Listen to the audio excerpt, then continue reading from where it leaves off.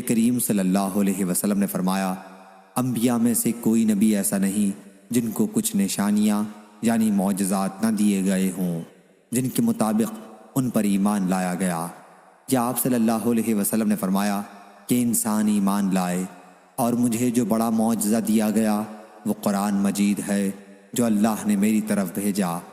بس میں امید کرتا ہوں کہ قیامت کے دن شمار میں تمام انبیاء سے زیادہ پیروی کرنے والے میرے ہوں گے۔ کہ نبی کریم صلی اللہ علیہ وسلم نے فرمایا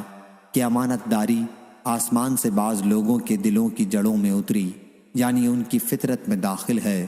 اور قرآن مجید نازل ہوا تو انہوں نے قرآن مجید کا مطلب سمجھا اور سنت کا علم حاصل کیا،